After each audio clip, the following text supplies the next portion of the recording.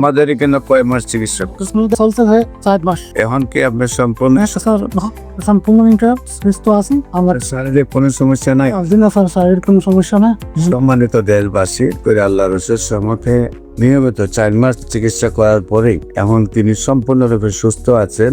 আমরা ওনার বাড়ি, নাম, ঠিকানা সহ আপনাদের কাছে উপস্থাপনা করলাম। আসসালামু আলাইকুম ওয়া রাহমাতুল্লাহি ওয়া বারাকাতুহু। সম্মানিত দেশবাসী, আমি cancer specialist doctor SM. Sarwar. বিশেষ করে আপনারা জানেন যে সারা ওয়ার্ল্ডের ডাক্তারদের বক্তব্য হলো ক্যান্সার হলে আনসার নেই। ক্যান্সার হলে আমরা সাময়িকভাবে চিকিৎসা দিয়ে থাকি, একসময় ক্যান্সারের মৃত্যু হয়, সেটাই মেনে নিতে হয়। বিশেষ করে ক্যান্সার গবেষক অধ্যক্ষ doctor SM. Sarwar YouTube, Facebook, Google, টিকটকে সার্চ করলে প্রায় 5,500-এর ঊর্ধ্বে ক্যান্সার রোগীর সাক্ষাৎকার পাবেন যারা সুন্দরভাবে সুস্থ হয়েছেন। আজকেও একজন রোগী সুস্থ হয়েছেন। আমরা ওনার সাথে আপনাদেরকে পরিচয় করে দিচ্ছি। আপনার নাম?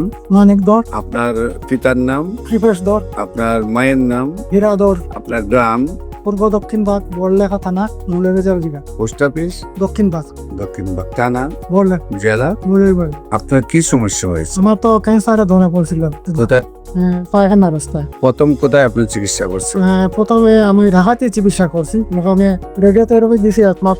তারপর পর পরে আমাদের এখানে কয় মাস চিকিৎসা? কৃষ্ণদের ওখানে আমি চলছে ভাই 4 মাস। এখন কি আপনার সম্পূর্ণ স্যার সম্পূর্ণ সুস্থ আছি। আমার শারীরিক কোনো সমস্যা নাই? দিন স্যার শারীরিক কোনো সমস্যা না। সম্মানিত দেশবাসী, বিশেষ করে আল্লাহ রসুলের সম্মুখে নিয়মিত 4 মাস চিকিৎসা করার পরেই এখন তিনি সম্পূর্ণরূপে সুস্থ আছেন।